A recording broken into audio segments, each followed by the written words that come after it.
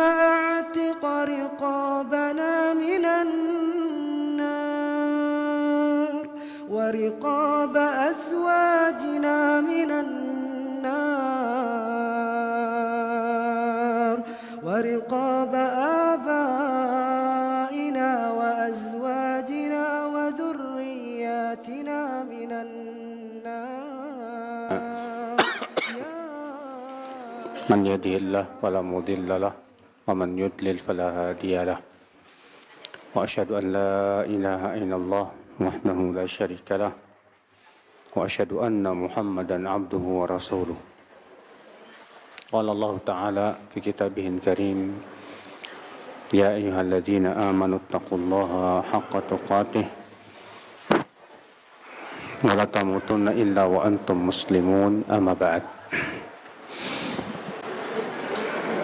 Saudaraku seiman, alhamdulillah kita bersyukur kepada Allah atas limpahan karunia dan nikmat yang Allah berikan kepada kita. Dan pada pagi hari ini kita akan membahas yaitu 18 wasiat Umar bin Khattab radhiyallahu an.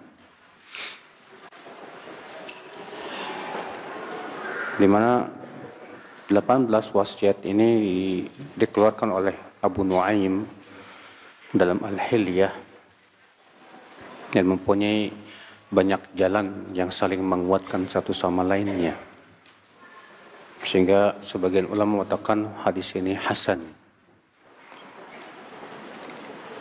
Qala Sa'id ibn Musayyib, berkata Sa'id ibn Musayyib, seorang tabi'in kibar, Wada'a Umar ibn Khattab linnas 18 kalimah kulluha hikam. Umar bin Khattab memberikan 18 kalimat untuk manusia. Semuanya adalah hikmah.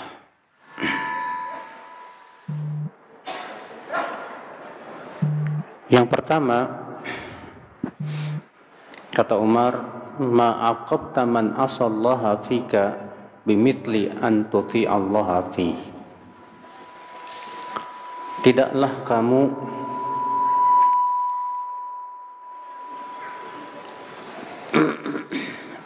kamu memberikan sanksi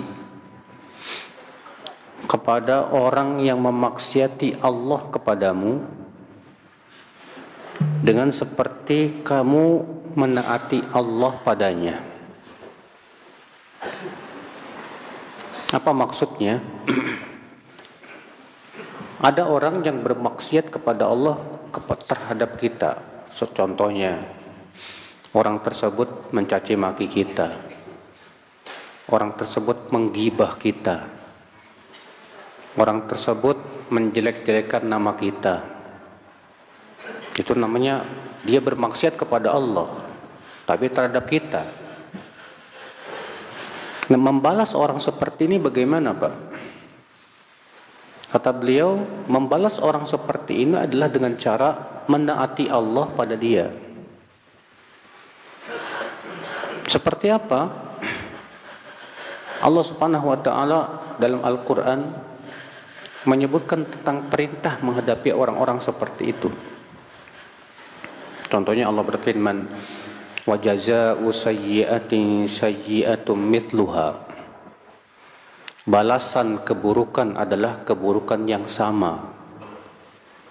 Faman 'afa wa aslaha fa ajruhu 'ala Allah. Dan siapa yang memaafkan dan menjaga hubungan dengan dia, memperbaiki hubungan, maka pahalanya besar di sisi Allah Subhanahu wa taala. Ada orang misalnya menggibah kita. Bagaimana membalas orang yang menggibah, Pak? Apakah dengan cara menggibah dia lagi? Jawab tidak. Sebutkan dalam hadis Rasulullah SAW sabda, wa ini mru'un ay ayyaraka bi amrin ya'lamuhu fika ya fika fala tu'ayyirhu bi amrin ta'lamuhu fihi. Kalau ada orang yang menjelek-jelekan kamu dengan aib yang dia tahu ada pada diri kamu, maka jangan kamu membalas dengan menjelek-jelekan dia dengan aib yang kamu tahu ada pada diri dia. Nah, seperti inilah di bimbingan Rasulullah SAW.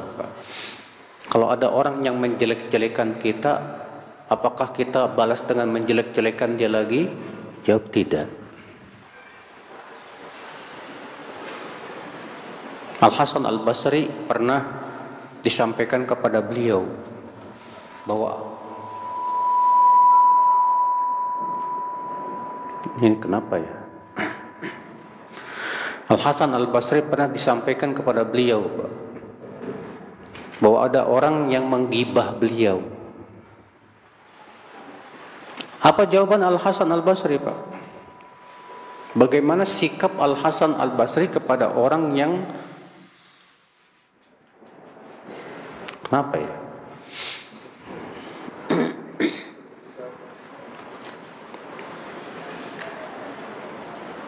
Kita lanjutkan ya. Bagaimana sikap Al-Hasan Al-Basri kepada orang yang menggibah beliau? Maka beliau segera mengambil kurma satu keranjang.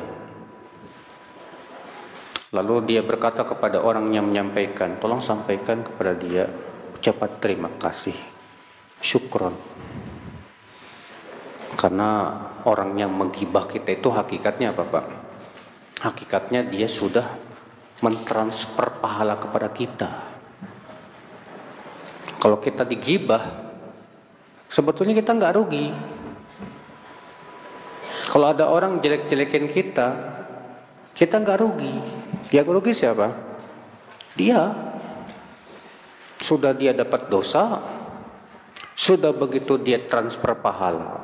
Sementara kita nggak rugi. Ruginya apa coba? Ruginya kita kalau dimasukin ke hati lalu baper,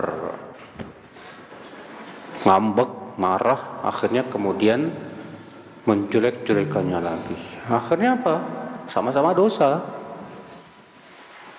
Nah, disinilah saudaraku seiman, Umar bin Khattab memberikan kepada kita ya sebuah kalimat yang bagus. Kata beliau, tidaklah kamu memberi sanksi kepada orang yang memaksiati Allah pada dirimu dari sesuatu yang lebih baik dari kamu taati Allah pada diri dia. Tapi memang ini berat, Pak. Kenapa? Karena ya manusia ya. Kita sebagai manusia, siapa sih yang mau dijelek-jelekin, Pak? Kita kalau kita dijelek-jelekin, dihina orang, ngambek, Pak, marah. Cuma masalahnya kalau kita berpikir dengan tenang, begitu, pikirkan baik-baik, akan tampak kepada kita bahwa sebetulnya perbuatan dia itu tidak merugikan kita sama sekali. Yang merugi dia. Ikhwata Islam, saudaraku seiman, rahimani wa rahimakumullah jami'an. Nah, ini yang pertama. Yang kedua, wada' amra akhika ala ahsani hatta ya'tiyaka minhu ma yaghlibuka. Dan letakkanlah urusan saudaramu pada tempat yang paling bagus sampai kamu tidak mampu lagi melakukannya. Letakkanlah urusan saudaramu. Ya, akhi, ini kaidah dalam berteman. Kita dalam berteman, ya, ada hak-hak teman yang harus kita penuhi. Kalau pertemanan kita itu, ya, mau pertemanan yang benar-benar bagus, Pak, maka kita laksanakan hak-hak teman kita itu. Kalau dia seorang muslim, kewajiban kita apa, Pak? Di antaranya menutup aib-aib dia. Rasulullah bersabda, "Man satara musliman satarahullahu fid dunya wal akhirah. Siapa yang menutup aib seorang muslim, Allah akan tutup aibnya di dunia dan akhirat.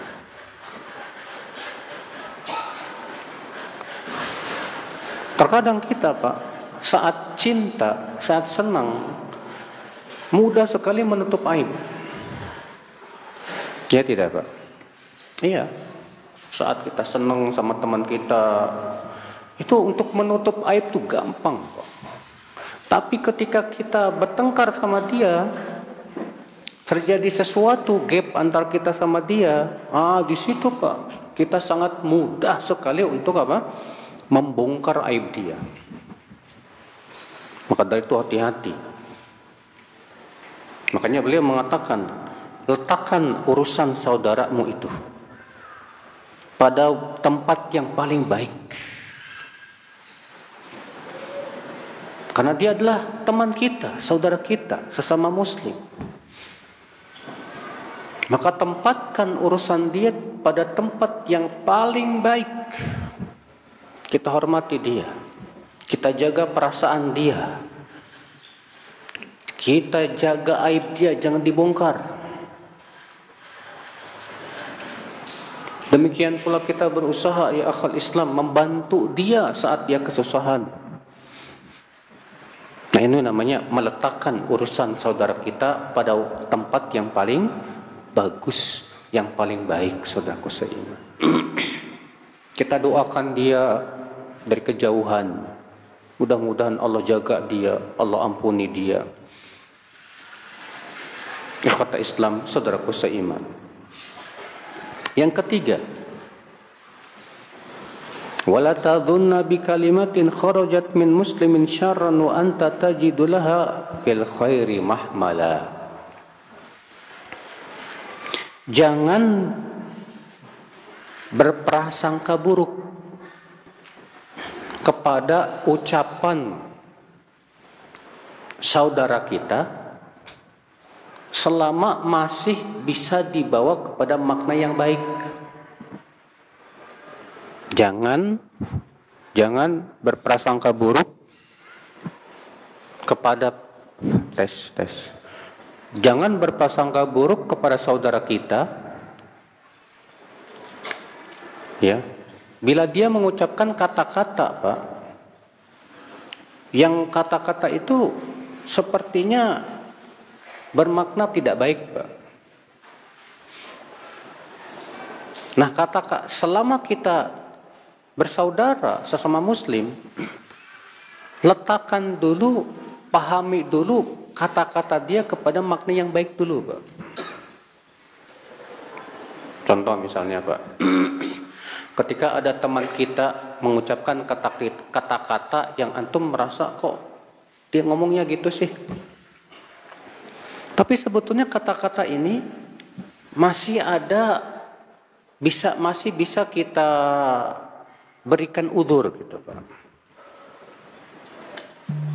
Contoh misalnya, ada orang berbicara, teman antum berbicara kepada antum. Ya. Antum, ya, gimana sih kalau hadir selalu terlambat? Antum digituin sakit hati kan? Tapi kita husnudon sama dia. Mungkin tujuan dia untuk apa? Menasihati kita. Tujuan dia tiada lain adalah supaya kita ini benar gitu. Jangan suudzon dulu. Ini orang kok kerjaannya jelek-jelekin saya. Kalau kita berteman, Pak, belum apa-apa udah suudzon mulu, susah kita berteman, Pak. Apalagi kalau sudah kita nih, ya udah deket banget sama teman. Kalau udah deket sama teman tuh biasanya kalau ngomong suka ceplos-ceplos, Pak. Iya tidak? Iya. Karena merasa sudah dekat kok. Tapi kita terkadang yang suka suudzon sama teman. Akhirnya apa? Membawa ucapan teman kita kepada makna yang tidak baik. Maka dari itu, ya akhwat Islam, saudaraku seiman, siapapun kita, siapapun dia, Apalagi ustadz kita mungkin mengucapkan kata-kata yang menurut antum ini kok kata-katanya sepertinya nggak bagus. Selama masih bisa dibawa kepada makna yang bagus, kita berhusnudzon lah sama dia itu. Oleh karena itulah Pak, para ulama mengatakan memvonis orang dengan konsekuensi ucapan itu nggak boleh. Memvonis orang dengan konsekuensi ucapan itu tidak boleh. Maksudnya konsekuensi ucapan gimana Pak? Contoh misalnya, kalau ada orang berkata begini, ya, saya meyakini bahwa yang saya ucapkan ini, yang saya baca ini, ya, yaitu Al-Quran. Misalnya ada orang ngomong baca Quran, saya meyakini bahwa yang saya baca ini adalah makhluk. Kita tanya, maaf mas, yang kamu baca itu apa maksudnya? Al-Quran. Jadi kamu punya keyakinan Al-Quran makhluk? Punya kata dia, enggak. Saya ini kan membaca dengan suara saya. Saya meyakini suara saya ini makhluk. Kalau ada orang berkata suara saya makhluk, betul. Tapi kalau dia punya keyakinan bahwa Al-Quran itu makhluk, maka ini batil. Nah terkadang kita menghukumi dengan konsekuensi. Si fulan mengatakan suara saya makhluk, berarti sama saja mengatakan Al-Quran makhluk. Dan yang terjadi kepada Imam Bukhari Pak. Imam Bukhari di majlisnya ditanya, wahai Bukhari, bagaimana pendapatmu tentang orang yang mengatakan lafzi bil Quran makhluk? Pelafazan saya dengan Al-Quran itu apa? Makhluk. Kata Imam Bukhari apa? Ya, suara manusia itu makhluk. Ada orang memahami, berarti Imam Bukhari setuju mengatakan bahwa pelafazan saya dengan Al-Quran makhluk. Disampaikanlah kepada seorang ulama. Ulama ini enggak tabayun juga kepada Imam Bukhari. Akhirnya apa? Langsung tahdzir. Hati-hati Bukhari, jahmi dia, ahli bid'ah dia. Akhirnya sampai Imam Bukhari pun diusir dari kota Nisapur. Padahal Imam Bukhari ucapannya benar. Tapi yaitu Pak, orang kalau sudah suudon akan mengambil memutuskan dengan konsekuensi ucapan. Contoh misalnya, kalau ada orang berkata, ya, si Anu itu meyakini bahwa Allah berada di mana-mana. Kalau Allah berada di mana-mana, berarti Allah berada di dalam patung. Berarti sama saja dia mengatakan orang yang menyembah patung boleh dong. Berarti dia kafir ini. Dia hukumi sesuai dengan konsekuensi apa? Ucapan. Nggak boleh, kata para ulama. Kenapa tidak boleh? Karena bisa jadi yang mengucapkannya ini tidak paham konsekuensinya, Pak. Nggak tahu. Kecuali kata para ulama, kalau dia mengatakan, ya betul, itu maksud saya, baru kita bisa vonis. Kadang ada orang berkata begini, si fulan, saya membaca artikelnya tersirat seakan-akan dia kok membolehkan memberontak sama penguasa ya. Tersirat. Kita katakan Pak, sesuatu yang tersirat itu tidak boleh dinisbatkan kepada dia. Itu namanya menghukumi dengan konsekuensi. Kecuali kalau dia katakan maksud kamu begini ya. Iya betul. Baru kita kata-kata na'am. Dan ini banyak sekali Pak. menghukumi orang dengan konsekuensi ucapan itu bahaya sekali, Pak. Contoh misalnya, ketika ada orang yang mengatakan, ketika ada seorang syekh ditanya, "Syekh, apakah Hamas itu Ahlus Sunnah?" Kata syekh, "Dia bukan Ahlus Sunnah." Wah, ada orang mengatakan, "Waduh, ini orang macam-macam sama Hamas, berarti dia Yahudi." Berarti dia membela apa? Yahudi, membela Zionis. Dia hukumi dengan konsekuensi apa? Ucapan. Sama sekali tidak. Padahal Syekh tidak mengatakan demikian. Syekh hanya memvonis saja bahwa ini ya bukan Ahlus Sunnah. Bukan berarti Syekh sedang membela ya Yahudi, sama sekali tidak. Banyak orang kayak gini, Pak, menghukumi orang itu dengan apa? Konsekuensi ucapan. Dan ini termasuk ya menduga-duga keburukan kepada sesama muslim. Ikhwatal Islam, saudaraku seiman, rahimani wa rahimakumullah jami'an. Yang keempat, wa man ta'arrada lit-tuhmati fala yalumanna man asa'a bihi dhon. Dan siapa yang mencampakkan diri kepada tuduhan, maka jangan dia mencela orang yang bersuudzon sama dia. Siapa yang mencampakkan diri kepada tuduhan, maka jangan ia mencela orang yang suudzon sama dia, berburuk sangka sama dia. Maksudnya begini, Pak. Kita melakukan perbuatan di mana perbuatan tersebut mendatangkan orang jadi suudzon sama kita. Paham tidak, Pak? Ketika kita melakukan perbuatan yang membuat orang jadi suudzon sama kita, ya kita jangan salahkan kalau ada orang suudzon sama kita. Jangan salahkan. Kenapa? Ya. Karena itu kesalahan kita. Itu kesalahan apa? Kita. Contoh misalnya, Pak. Antum ya sengaja main ke tempat maksiat. Antum sengaja main ke tempat apa? Maksiat. Mungkin niat antum sih bukan untuk berbuat maksiat. Tapi orang kan jadi suudzon sama antum. Kok si fulan ada di tempat itu sih? Ya. Maka orang yang suudzon sama dia nggak bisa disalahkan juga. Kenapa? Karena dia melakukan perbuatan yang mencampakkan dirinya kepada tuduhan. Contoh lagi, Pak.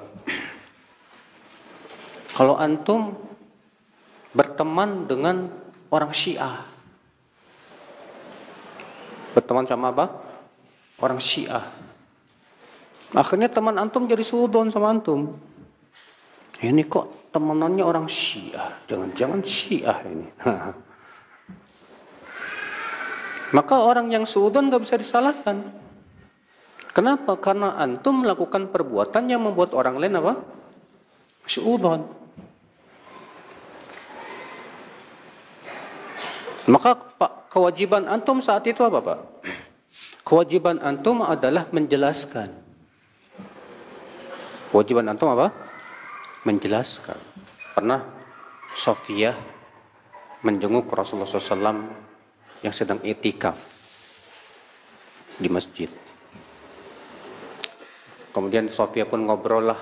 Kalau Rasulullah kan kalau itikaf tuh ada di dalam kemah, Pak. Ya, di kemah, bikin kemah di masjid. Ngobrol Rasulullah SAW dengan Sofia. Setelah selesai, Rasulullah pun berjalan sama Sofia untuk mengantar. Rupanya ada melewati seorang sahabat. Rasulullah khawatir sahabat ini suudzon. Apa kata Rasulullah kepada sahabat ini? Ini istriku. Apa kata sahabat? Subhanallah. Masa kepada engkau kami suudzon, ya Rasulullah? Kata Rasulullah, inna syaitan yajri min ibni Adam majrad dam. Sesungguhnya setan itu mengalir dalam tubuh manusia itu dalam aliran darahnya. Artinya Rasulullah SAW tidak ingin ini menjadi sebab sahabat itu suudzon kepada Rasulullah SAW. Nah, ketika kita melakukan suatu perbuatan yang membuat orang lain suudzon, kewajiban kita menjelaskan, afwan ya akhi, mungkin antum suudzon sama ana. Kemarin itu ana lakukan karena begini. Cukup antum jelaskan kepada dia.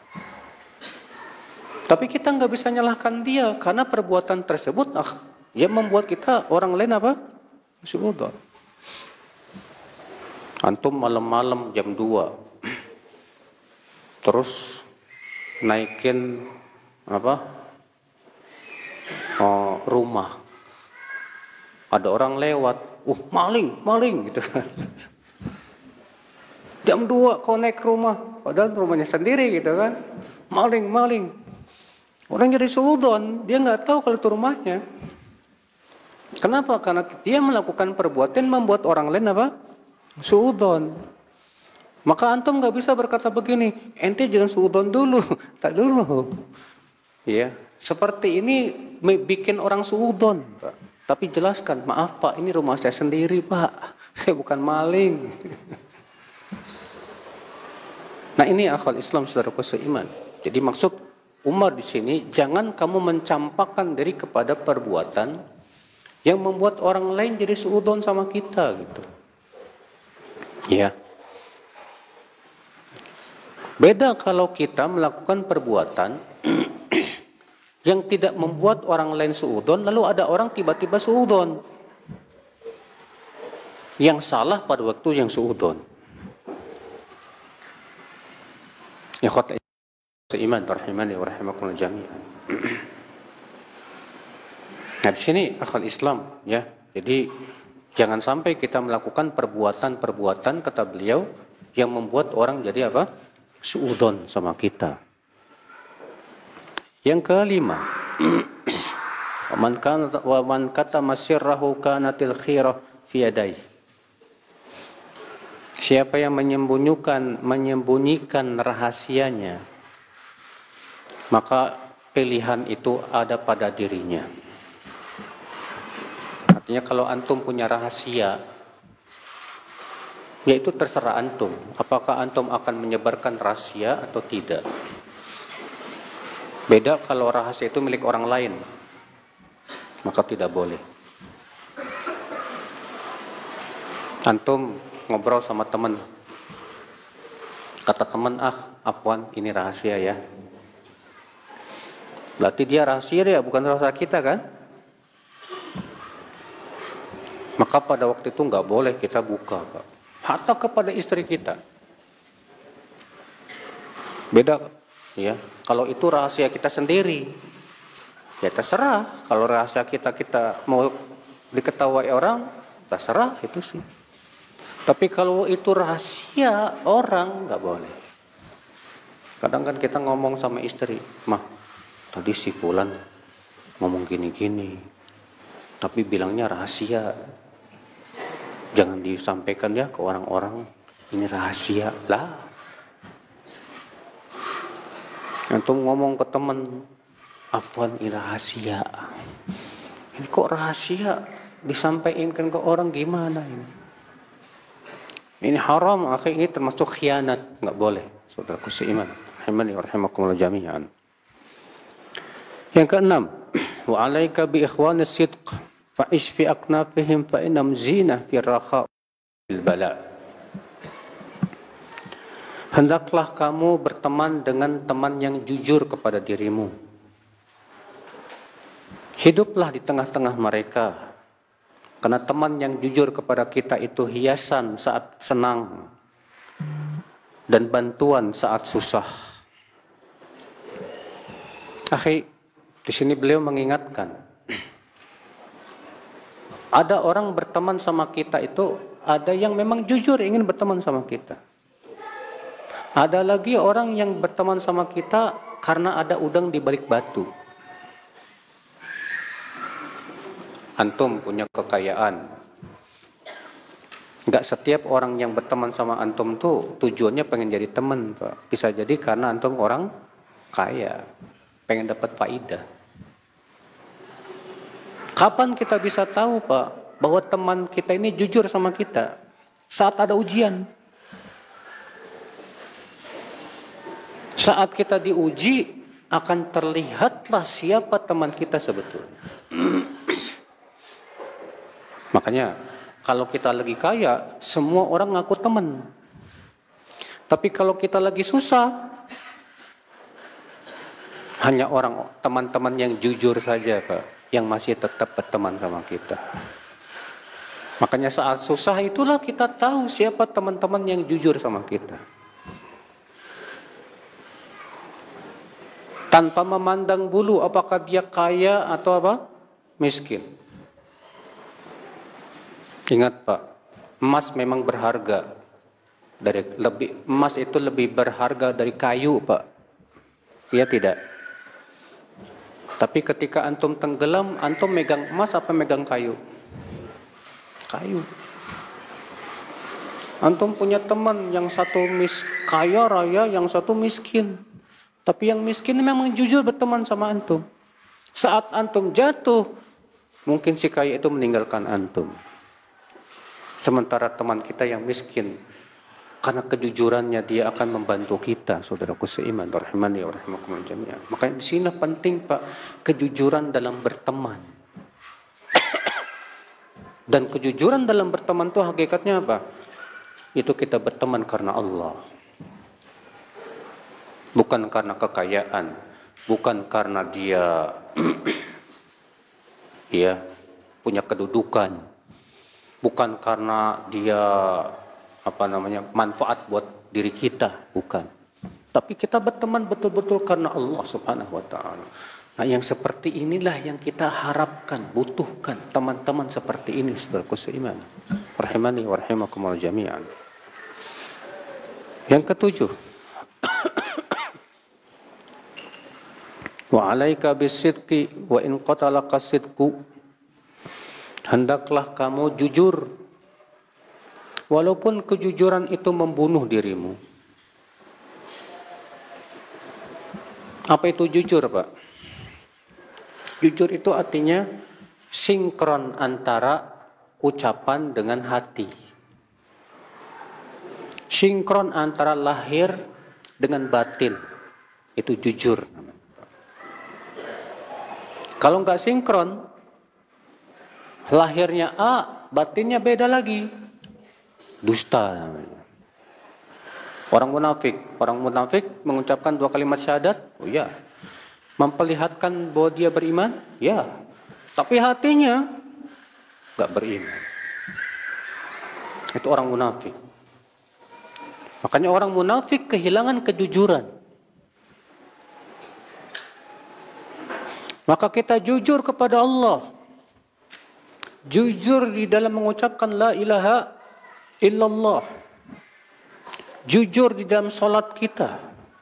Jujur di dalam taubat kita. Jujur dalam hijrah kita. Antum, alhamdulillah, Ustaz, saya sudah hijrah. Sudah saya tinggalkan maksiat. Sudah saya tinggalkan masa lalu saya yang tidak baik.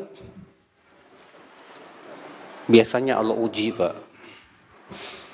Kenapa Allah uji? Karena Allah ingin melihat kejujuranmu. Allah berfirman, Alif Lam Mim, ahasiban nasu ayyutraku ayyaqulu amanna wa hum la yuftanun. Alif Lam Mim, apakah manusia mengira akan dibiarkan berkata kami beriman sementara ia tidak diuji? Walaqad fatanna alladziina min qablihim. Sungguh kami telah menguji orang-orang sebelum mereka. Fala ya'lamanna alladziina shadaqu wa la ya'lamanna al-kadzibin. Maka Allah pun tahu siapa yang jujur imannya dan siapa yang dusta imannya. Kita terkadang berkata, ya Allah, saya ingin taubat, saya kembali kepadamu. Maka Allah berkata, aku akan uji kamu. Setelah taubat diuji sama Allah, Pak. Dengan sakit lah, dengan kesusahan lah. Kalau kita jujur, tetap sabar. Kalau kita tidak jujur, khalas. kolab iman kita, Pak. Nasallallahu salamata wal afiyah. Nah, kejujuran dalam iman itu yang sangat dibutuhkan. Makanya para ulama mengatakan la ilaha illallah memiliki 7 syarat. Di antara 7 syarat itu dalam la ilaha apa, Pak? As-sidqu, jujur. Artinya ketika antum mengucapkan la ilaha illallah, memang kejujuran dari hati.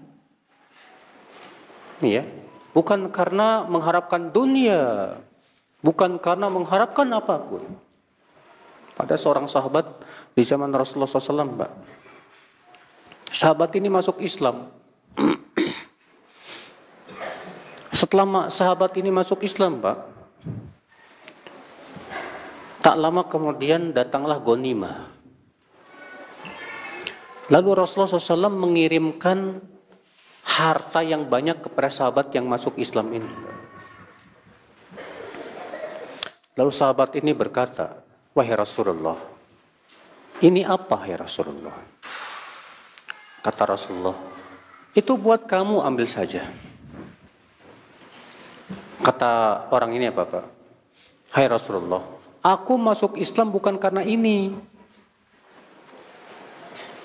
Kata Rasulullah, karena apa? Aku masuk Islam karena aku berharap ada panah yang menancap di leherku dan aku mati syahid. Kata Rasulullah apa, Pak?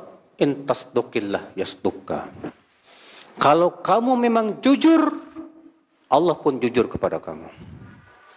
Allah akan realisasikan keinginanmu itu. Tak lama kemudian diumumkan perang. Orang ini pun yang pertama kali daftar, bergegas, ya, pergi.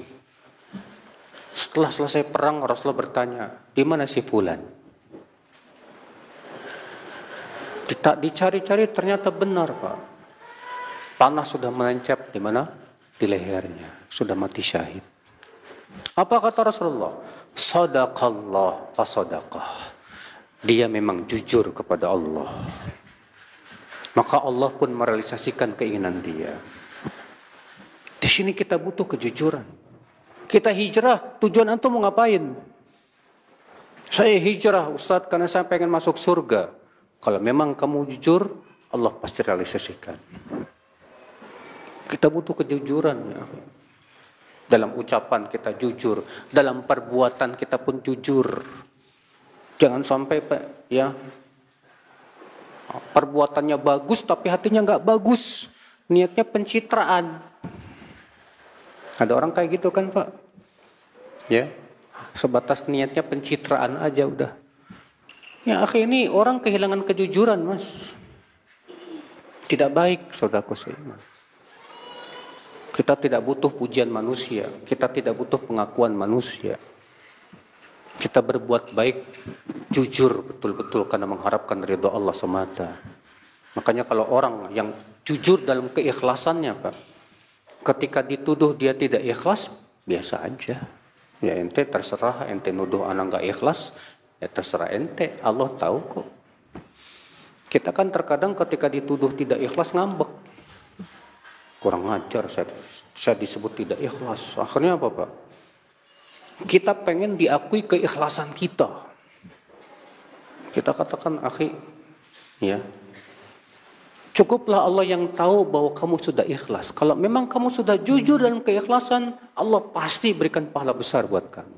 Orang mau ngapain sama kamu, itu dosa mereka. Saudara seiman.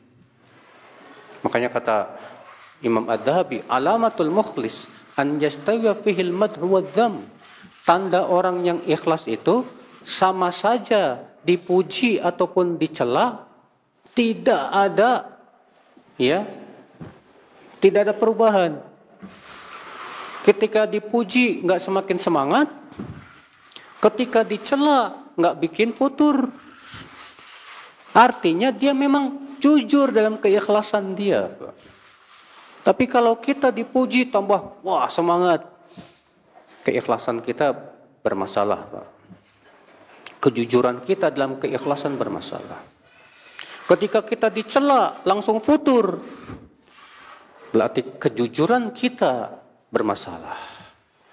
Kalau kita memang betul-betul jujur, kita tidak butuh kepada manusia, saudaraku seiman.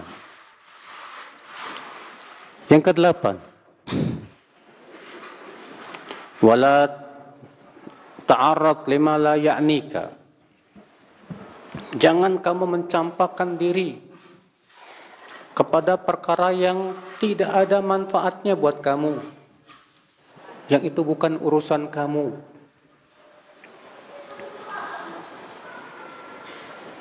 Ya akhi, meninggalkan sesuatu yang tidak ada manfaatnya buat kita adalah sifat orang yang beriman.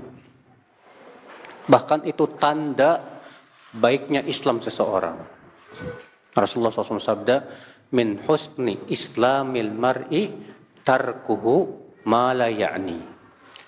Tanda Islam seseorang itu sudah bagus, dia tinggalkan sesuatu yang tidak bermanfaat buat dirinya. Makanya Pak, kalau kita pengen tahu Islam kita sudah bagus apa belum, kita lihat kita masih sibuk dengan yang tidak bermanfaat atau tidak.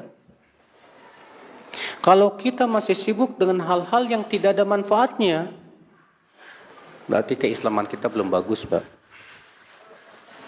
Makanya kata Umar bin Khattab di sini, wala ta'arrad lima la ya'nika. Jangan mencampakkan diri kepada perkara-perkara yang tidak ada manfaatnya buat kamu. Antum di media sosial kerjaannya apa, Pak? Ngikutin berita-berita yang sebetulnya kalau pun kita tidak tahu, tidak ada manfaatnya buat kita. Kita pun tidak rugi. Kalau kita tahu nggak ada manfaatnya, kalau nggak tahu nggak rugi. Kalau kita habis kayak gituan, Pak, berarti keislaman kita ini belum bagus. Habis waktu kita antum ngikutin kejuaraan sepak bola. Siapa yang juara dan yang lainnya. Saya mau tanya, kalau antum tahu manfaat nggak buat antum? Enggak. Kalau antum nggak tahu, mudarat nggak buat antum? Enggak juga. Ya sudah, buat apa antum uruskan diri antum dengan perkara seperti itu, Mas? Kalau antum misalnya tim kesayangan antum menang, manfaat nggak antum? Dikasih follow sama mereka? Hah? Misalnya antum menjagokan tim Belanda.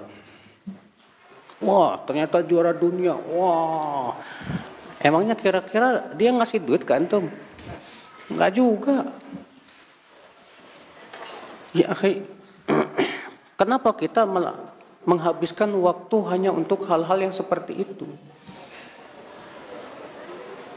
Bahkan terkadang kita, Pak, campur tangan perkara yang bukan urusan kita. Kepo namanya, Pak. Seperti ini tercela ya akhwat Islam, saudaraku seiman. Sehingga akhirnya banyak orang-orang, teman-teman kita, Pak, di zaman ini, Pak, habis waktunya untuk mengikuti berita-berita politik. Banyak gak? Banyak. Tiba-tiba jadi ahli politik.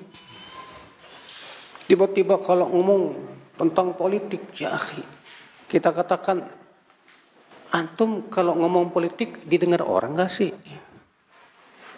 Antum juga gak bisa ngasih solusi apa-apa. Antum cuma bisa kesel-kesel. Ya akhi, apa manfaatnya buat hidup antum? Emang di kuburan bakalan ditanya sama malaikat mungkar nakir, kenapa kamu gak ikut berita politik? Gak bakalan. Di kuburan tuh bakalan ditanya, siapa Tuhanmu? Siapa nabimu? Apa agamamu? Lantas kenapa kita begitu asyiknya mengikuti berita-berita seperti itu? Berpaling daripada mempelajari kitabullah dan sunnah Rasulullah sallallahu alaihi wasallam. Antum pernah melihat nggak, Pak? Kumbang kotoran. kumbang tai itu, Pak, yang suka dorong-dorong kotoran, Pak. Kumbang kotoran tuh senangnya sama yang kotor-kotor, Pak. Kalau antum kasih parfum, gak mau dia, Pak. Bahkan kalau antum simpen di tempat yang wangi, mati dia, Pak. Nah kalau ada orang senangnya bacaan yang kayak gituan, disuruh baca kitabullah, sunnah Rasulullah, nggak mau. Ya kayak apa bedanya sama kumbang kotoran itu? Senangnya sama yang kotor-kotor. Ya akhal Islam, saudaraku seiman. Jangan sampai kita seperti itu, ya akhal Islam, saudaraku seiman. Kita lanjutkan. Yang ke-9. Wala tas'al amma lam yakun fa inna fima kana syughlan amma lam yakun.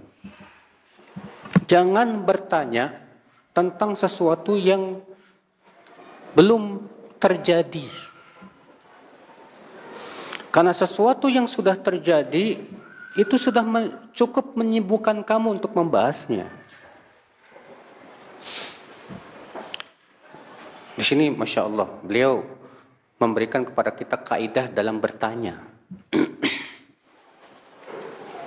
Kata beliau, sesuatu yang belum terjadi nggak perlu kamu pertanyakan. Yang kamu pertanyakan itu yang sudah terjadi. Namun para ulama memberikan perincian, Pak.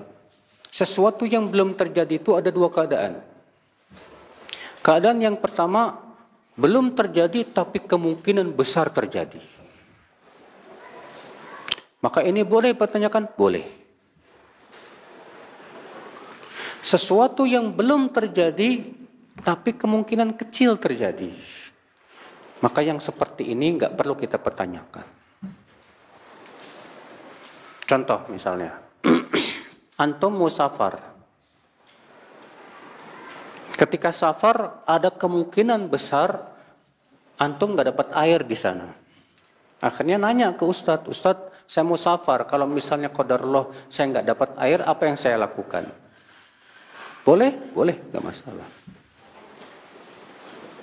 Tapi kalau bertanya tentang sesuatu yang belum terjadi, kecil kemungkinan berjadi. Seperti ada seorang bertanya kepada seorang qadhi, hai qadhi, kalau babi kawin sama kambing, anaknya halal apa haram? Kata si qadhi, aduh, saya lagi haid. Oh, masa kamu haid? Kamu kan laki-laki.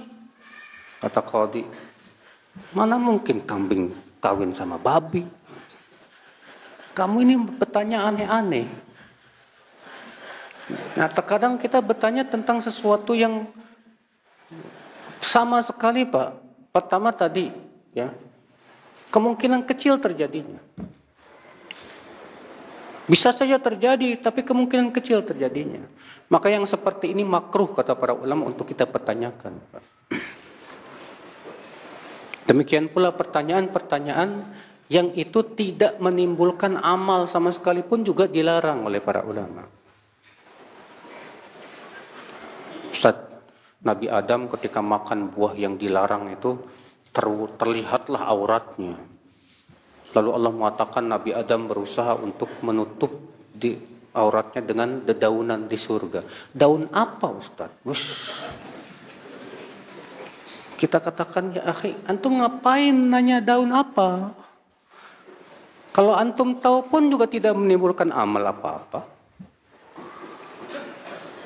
Makanya lihat, Pak, salafus saleh itu dalam bertanya itu faqih, Pak. Antum tahu tidak? Kapan terjadi Isra Mi'raj? Gak ada satupun riwayat yang sahih.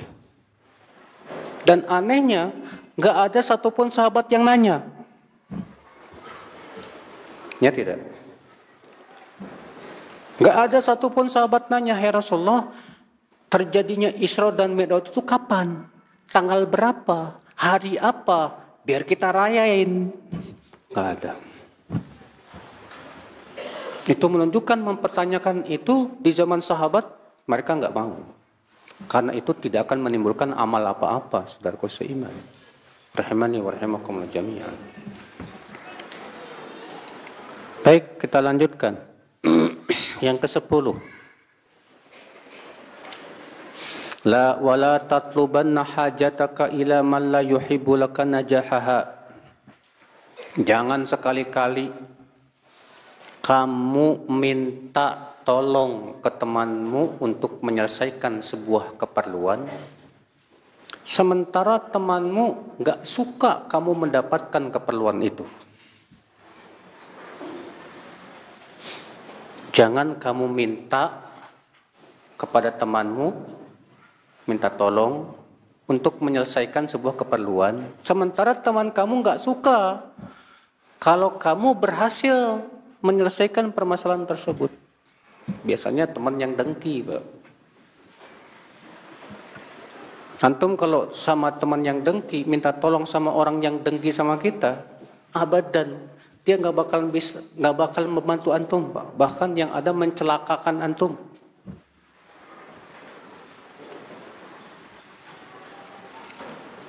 Maka dari itu, akhi, minta tolong itu kepada siapa? Kepada orang yang kita tahu, orang yang ikhlas, mau membantu kita. Iya. Yang ke-12. Yang ke-11.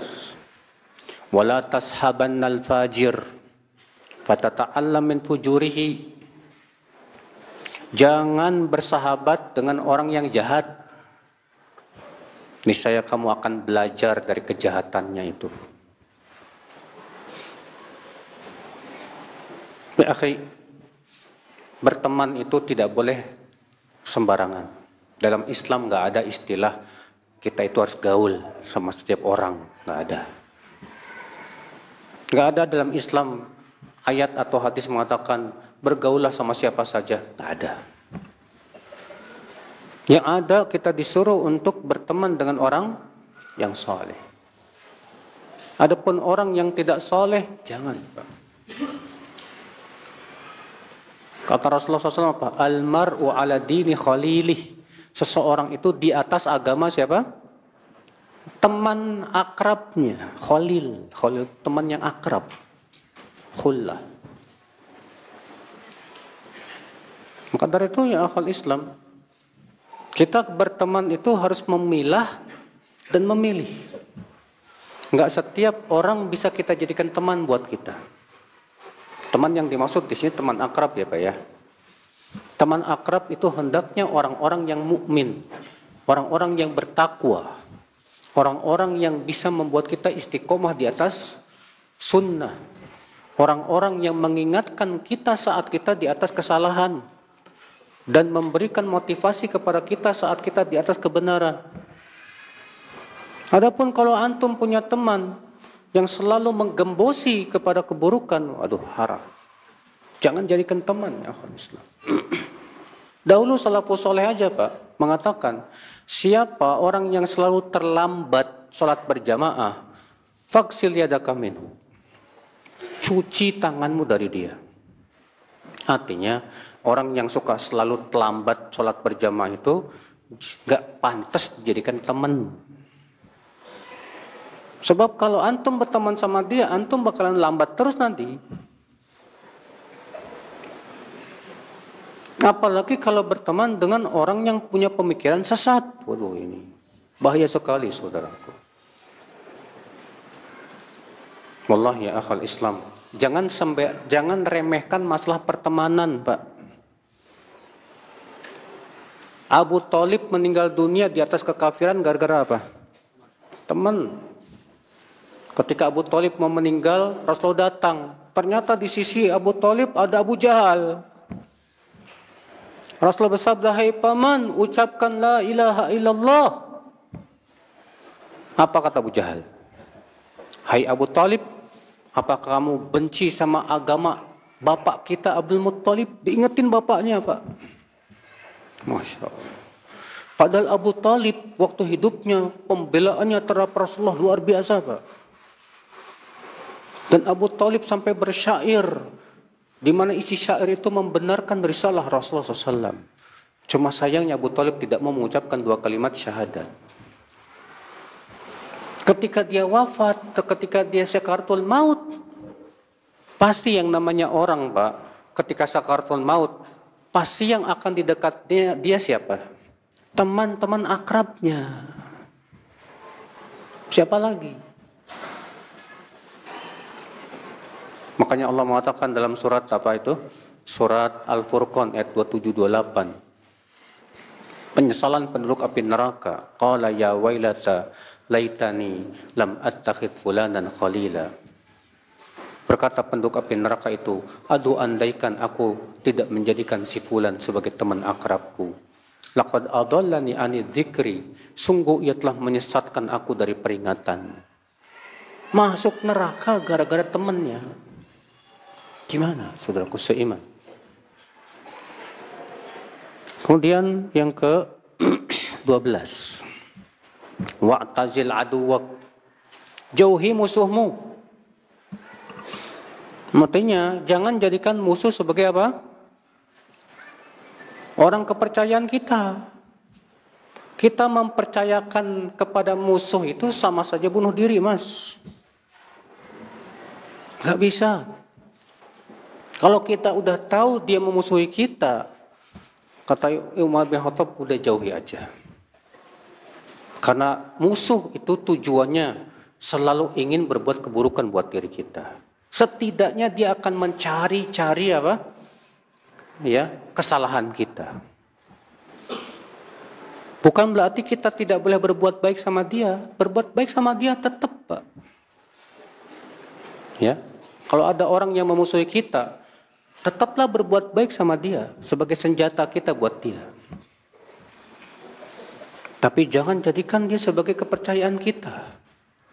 Karena tujuan musuh pasti adalah merugikan diri kita, saudaraku seiman. Rahimani wa rahimakumullah jami'an. Makanya kalau antum jadi pemimpin, antum tahu anak buah antum memusuhi antum, jangan percaya dia. Itu yang akan merusak antum nanti. Yang ke-13, wahdhar shadiqaka illal amin. Waspadai teman-temanmu kecuali yang kamu tahu dia amanah. Akhi, teman yang amanah itu teman yang sejati. Teman yang amanah itu teman yang akan menjaga rahasia kita. Antum kalau pengen tahu teman antum amanah apa enggak, gampang. Caranya, antum kasih rahasia dia. Akhi, afwan, ana ada sesuatu yang rahasia buat antum. Kalau dia menjaga rahasia antum, amanah, insyaallah. Tapi kalau dia bocor, menyampaikan rahasia ke orang-orang, berarti ini orang gak amanah ini.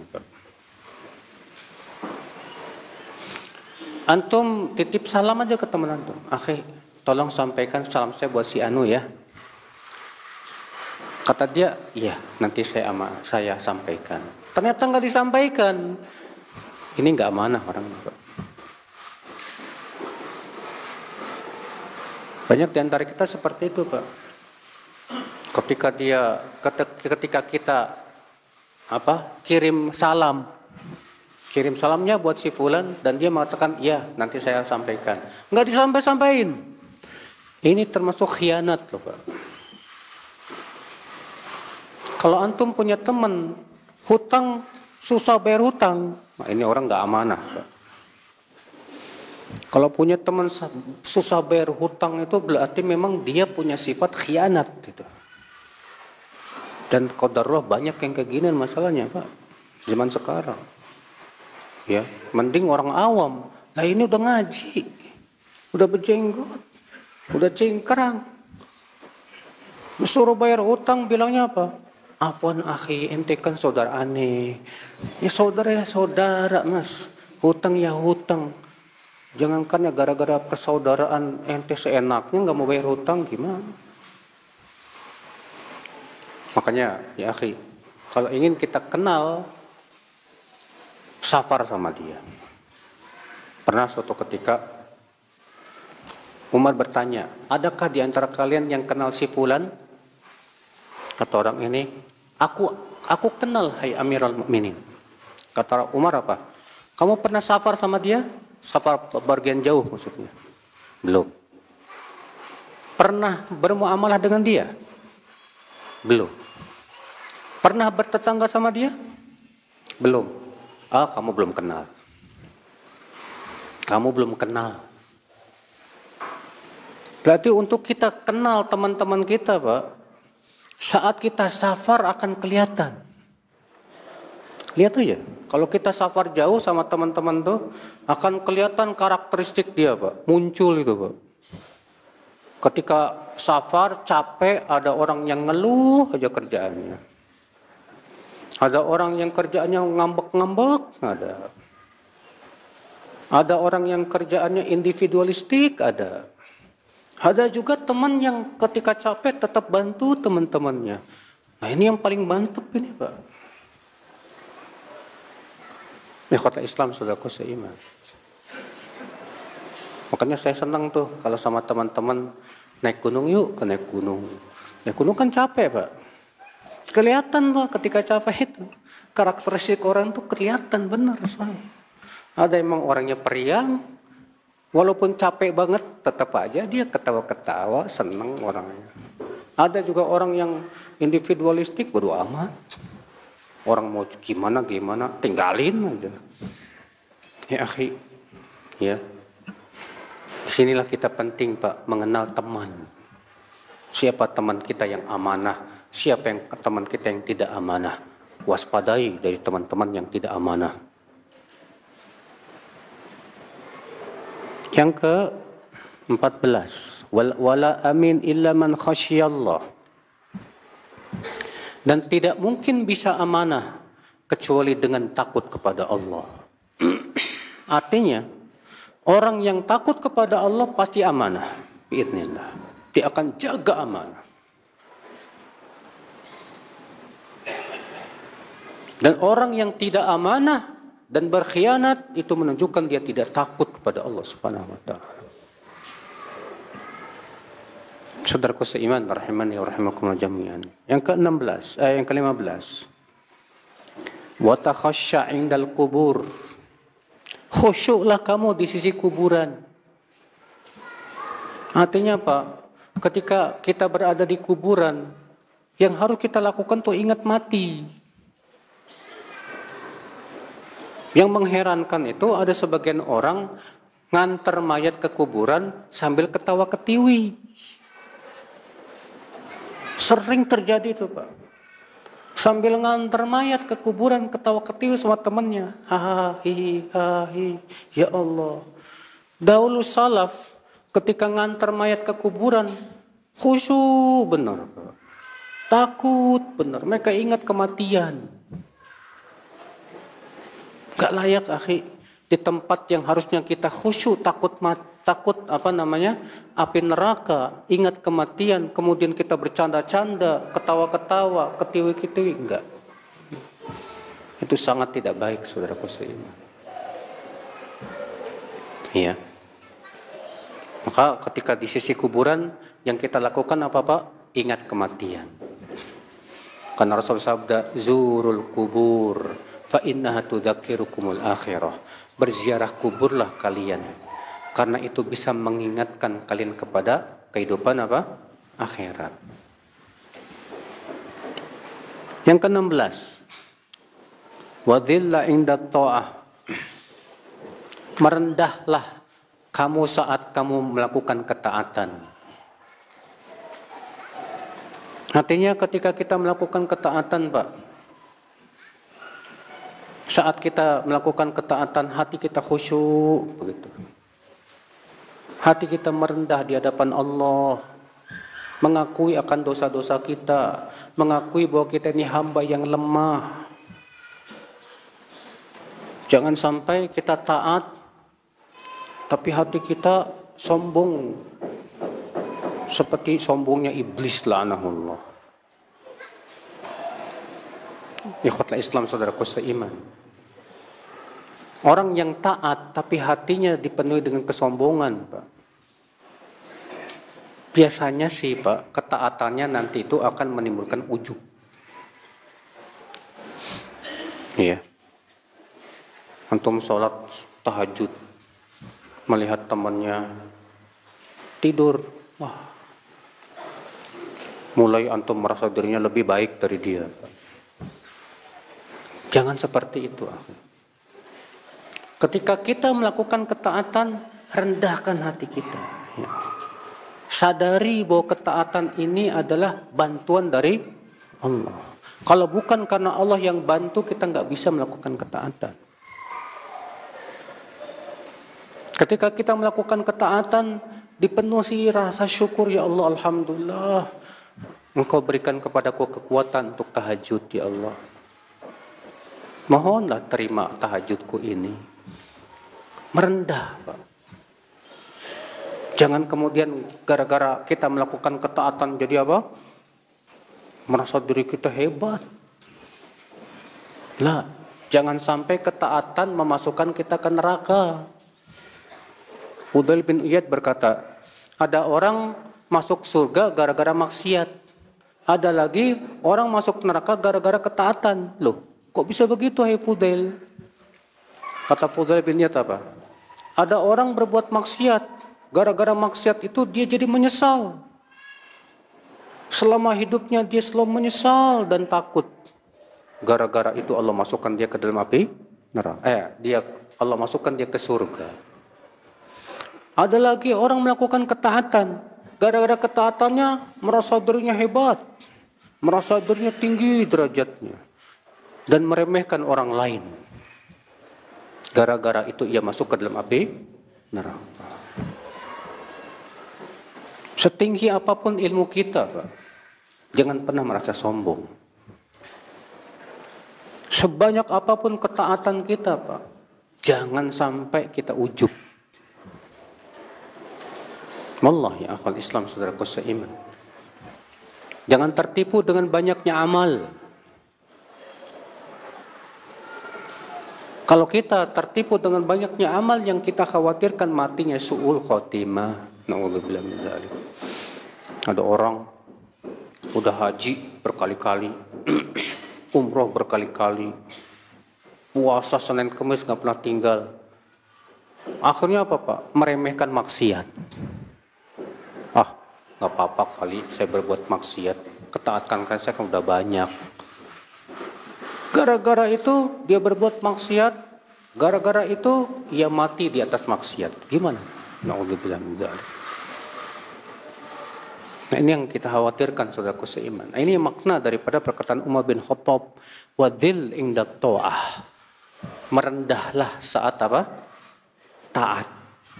Saat kita taat, ya, merendahlah, Pak. Yang ke-17, wasta'sim indal ma'siyah.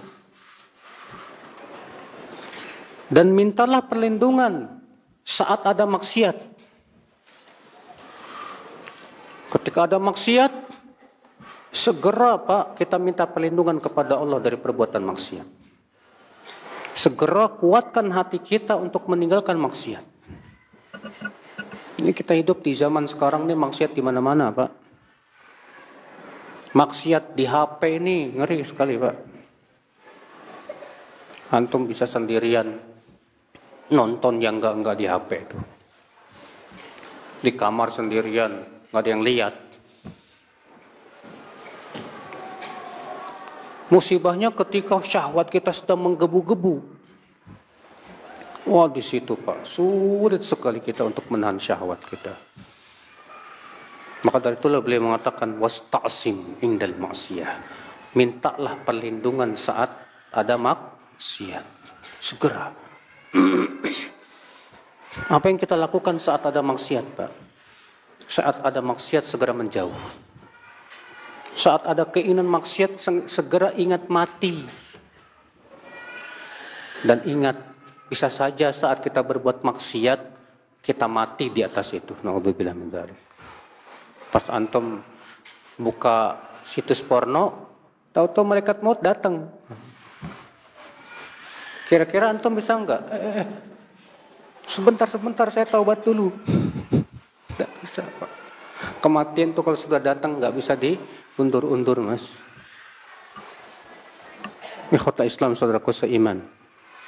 Yang terakhir ke-18. Wastashir fi amrika alladziina yakhshawnallaha. Bermusyawarahlah dengan orang-orang yang takut kepada Allah. Akhi, musyawarah itu wajib. Allah memerintahkan Rasul untuk bermusyawarah. Allah berfirman, wasyawirhum fil amr. Bermusyawarah dengan mereka. Tapi siapa yang kita ajak untuk bermusyawarah? Yang kita ajak untuk bermusyawarah bukan sembarangan orang, tapi orang-orang yang takut kepada Allah. Kalau itu dalam urusan agama kita. Adapun dalam urusan dunia kita, ya mungkin antum bisa bermusyawarah dengan orang-orang ahlinya. Tapi dalam masalah urusan agama kita, akhi, bermusyawarah dengan orang-orang yang takut kepada Allah Subhanahu wa taala. Karena orang yang enggak takut sama Allah, ketika antum ajak musyawarah, dia bisa memberikan usulan-usulan atau bahkan dia bisa menipu antum. Mempengaruhi saudaraku seiman. Ya akhwat Islam, saudaraku seiman, rahimani wa rahimakumullah jami'an. Dari itulah kita berusaha ya akhi untuk menyelesaikan segala urusan, selesaikan dengan musyawarah. Semua harus dengan musyawarah. Jangan tinggalkan musyawarah. Rasul saja, manusia yang terbaik yang mendapatkan wahyu, tetap diperintahkan untuk apa? Musyawarah. Apalagi kita. Biasakan Pak musyawarah dengan orang-orang yang punya keilmuan, orang-orang yang punya pengalaman, orang-orang yang bertakwa. Selalu musyawarah dalam melakukan menyikapi sebuah permasalahan, musyawarah. Ya. Ini dia 18 kalimat yang disampaikan oleh Umar bin Khattab. Saya kira cukup sampai di sini, kita buka tanya jawab sampai jam 11.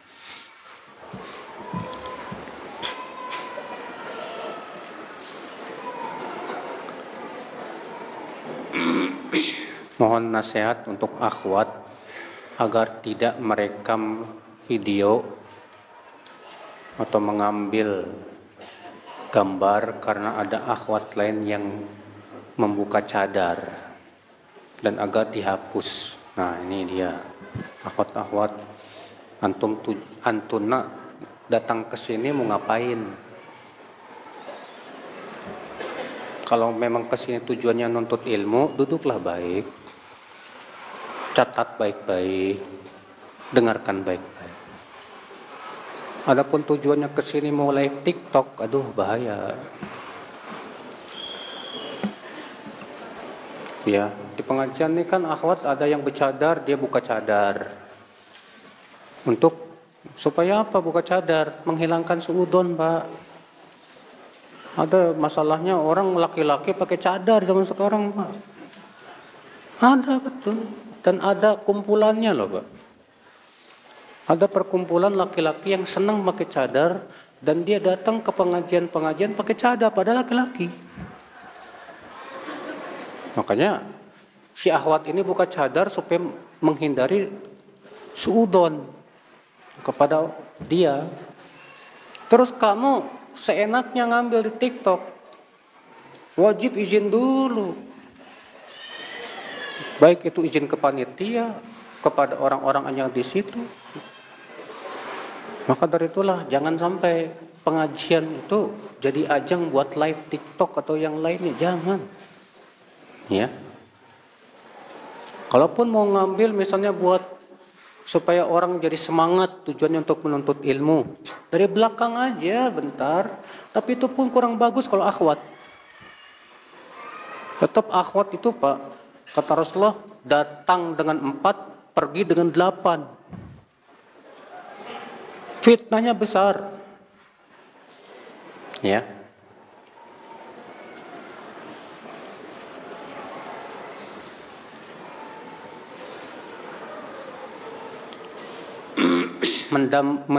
Mendawamkan suatu amalan yang tidak ada contoh dari Rasul merupakan bid'ah. Mendawamkan suatu amalan seakan-akan itu sunnah, maka ini tidak boleh. Bahkan kata Ibnu Qayyim, sesuatu yang sunnah saja bila didawamkan sehingga menyebabkan orang menyangka itu wajib, tidak boleh didawamkan. Ibnu Qayyim memberikan contoh. Contoh misalnya, di subuh hari Jumat disunnahkan membaca rakaat pertama apa? As-sajdah. Rakaat kedua tabarok. Kalau didawamkan terus menyebabkan orang menganggap wajib, maka tidak disyariatkan didawamkan. Hendaklah sekali-kali baca surat yang lain untuk memberitahu bahwa itu hukumnya sunnah saja. Apalagi kalau nggak ada sunnahnya. Nggak ada sunnahnya didawamkan. Seakan-akan itu sunnah. Ini bahaya saudaraku seiman. Ya. Karena ketika antum mendawamkan seakan-akan itu bagian dari syariat. Padahal Allah dan Rasulnya tidak pernah mensyariatkan. Maka yang seperti ini tidak diperkenankan. Ya. Nah, satu pertanyaan lagi aja, apa-apa.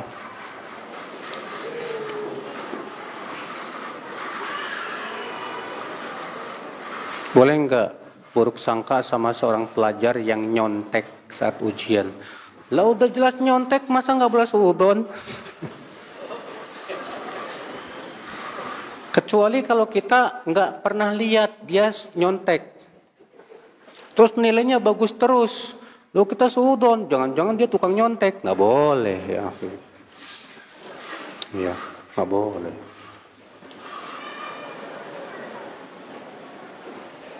Membaca melihat status orang lain di WhatsApp. Kalau dia pampang secara umum, itu artinya apa? Silahkan dibaca. Namanya juga dia upload untuk umum. Ya, kalau di-upload untuk umum seakan-akan memberikan sinyal ini untuk konsumsi umum. Kalau mau konsumsi khusus nggak boleh dilihat, ya jangan di-upload dong. Ya, demikian. Semoga yang sampaikan bermanfaat. Subhanakallah bihamdik. Asyhadu an la ilaha illa anta astaghfiruka wa atubu ilaik. Assalamualaikum warahmatullahi wabarakatuh.